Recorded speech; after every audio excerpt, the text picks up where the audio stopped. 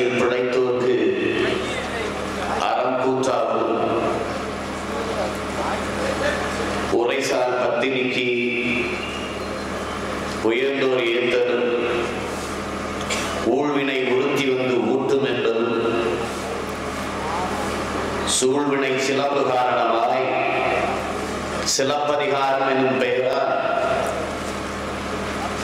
நாட்டுதும் யானோர் பாட்டுடை செய் என்று நம்முடைய அருமை பெரும்பாட்டன் இளங்கோவடிகள்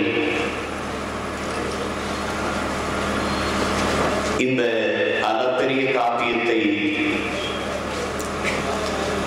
தமிழின மக்களுக்கு ஒரு கொடையாக தந்துள்ளார்.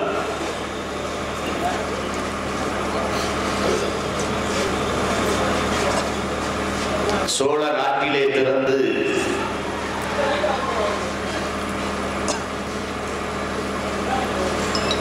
மதுரையில் இறந்து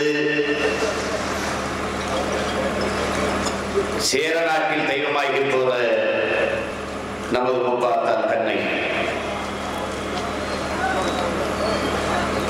சேர சோழ பாண்டியர்களை இணைக்கிற ஒரு அரிய காப்பியமாக இதை இளங்கோவடிகள் வார்த்திருக்கிறார்.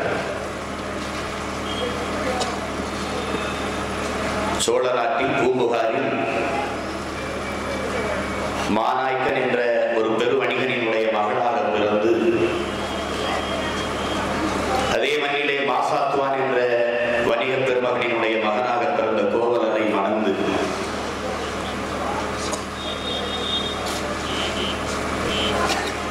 கண்ணகி பெருமாட்டியை கோவலன் மணந்த பிறகு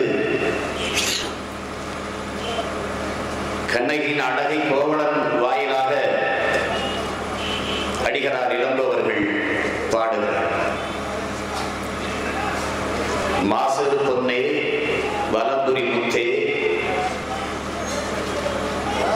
காசரு விரையே கரும்பே தேனே அரும்பெரு பாவாய் ஆர்வீர் மருந்தே பெருவாணிகன் பெருடை மகளே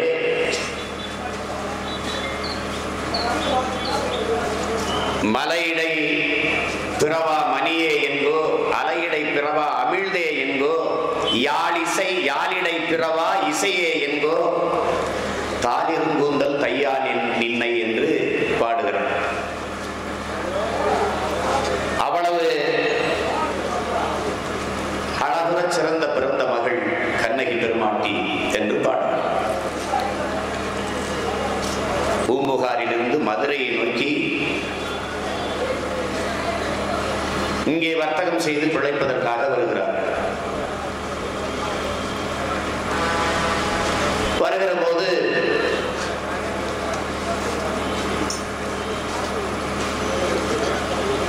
கவுந்தேடிகள் என்ற ஒரு சமண துறவியை சந்திக்கிறார். தமிழர்கள் எப்படி உயிர்நேயம் கொண்டவர்களாக, மாண்பு கொண்டவர்களாக, எல்லா உயிரையும் நேசித்து வாழ்ந்தவர்கள் என்பதற்கு இவையெல்லாம் சார்ந்து. அப்ப நமது முப்பாத்தாள் கண்ணகியிடம் அந்த பெருமாட்டி கவுந்தியடிகள் சொல்லுகிறார், அந்த வழியை செல்ல வேண்டாம், அங்கு நிறைய கரும்புகள் விளைந்திருக்கும், அந்த கரும்புகள் முழுக்க தேனாடை தேன் கூடுகள் கட்டி இருக்கும், தேன் தானாக வழிந்து ஓடும், அது 6 சுனைகளிலெல்லாம் அந்த தேன் கலந்திருக்கும், நீ தாகத்தில் அந்த தண்ணீரை எடுத்து குடித்து விட்டால் மது அருந்திய பாவத்திற்கு ஆளாகி விடுவாய் என்று. அப்ப அந்த மது உண்ணாமையை, கல்லுண்ணாமையை அப்பவே பாடுகிறார் நமது இளங்கோவடிகள்.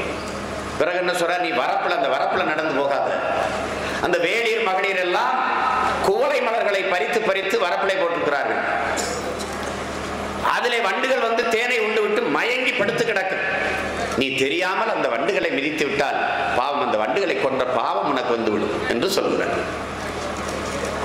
பிறகு வரப்புக்குள்ளே வாய்க்காலிலே இறங்கி நடக்காதே, அங்கே தண்ணிக்குள்ளே நண்டும் நத்தையும் கிடக்கும், அதை மிதித்து கொன்று விட்டால் அந்த நண்டு நத்தையை கொன்ற பாவம் உனக்கு வந்துவிடும் என்று. இன்னைக்கு சமணர்கள் எல்லாம் ரோட்டிலே ஒரு எறும்பு போகாமல் கூட்டி விட்டு போறதுக்கான தொடக்கம் சைவமும் சமணமும் தழைத்து ஓங்கிய காலம் அது தமிழர்களுடைய அந்த காலத்தில். எல்லாமே தமிழரிடம் இருந்து அவர்கள் எடுத்துக்கொண்டார்கள் என்பதை விட பறித்துக் கொண்டார்கள், திருடி கொண்டார்கள்.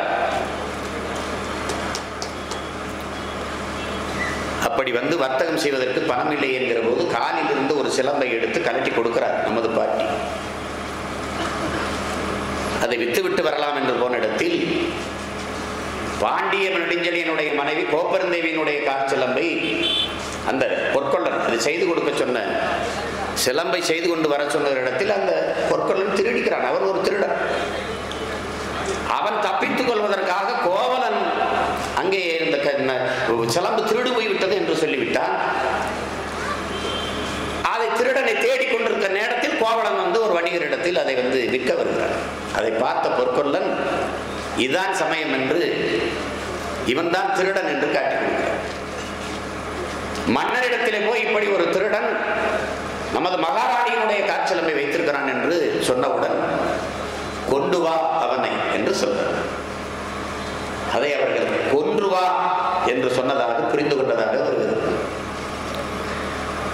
ஆனால் வந்து அந்த கயவர்கள் கோவலனை கொன்று விடுகிறார்கள்.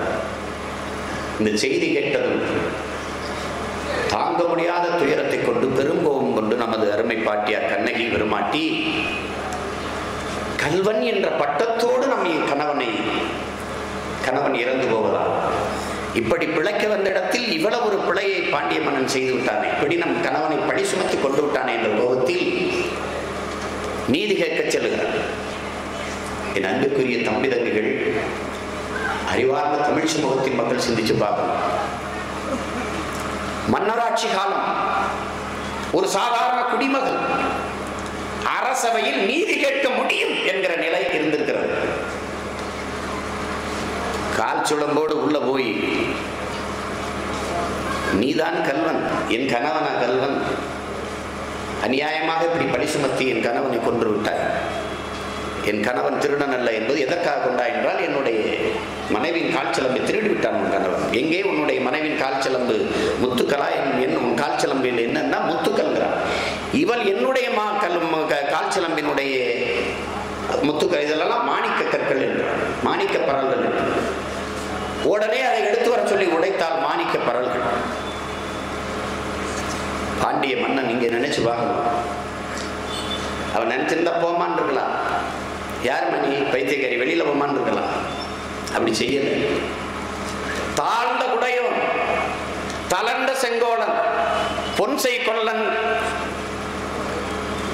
அவன் சொன்ன பேச்சை நான் கேட்டேன்.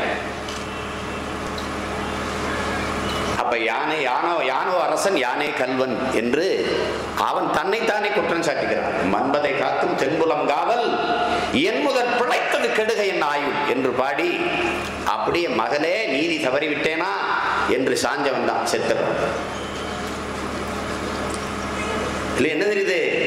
நீதி தவறிவிட்டால் உயிரையே விட்ட இனத்தின் கூட்டத்தில் பிறந்தவர்கள் நாம் என்று. எப்படிப்பட்ட மாண்போடு தமிழ் மறவர்கள் ஆட்சி செய்திருக்கிறார்கள் என்பதை என் அன்பு தம்பி தம்பிகள் புரிந்து கொள்ளவும். ஒரு சாதாரண குடிமகள் தனக்கு இழைக்கப்பட்ட அநீதிக்காக நீதியை பெறக்கூடிய வாய்ப்பை பாண்டியன் நெடுஞ்செழியன் தன் அவையிலே வைத்திருக்கிறார்.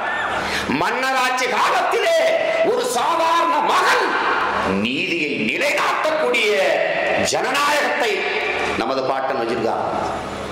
ஆனால் மக்களாட்சி காலத்திலே இன்று பாராளுமன்றத்தில் ஒரு உறுப்பினர் எழுந்து பேச முடியாது. மேசையை தட்டி தட்டி உட்கார்.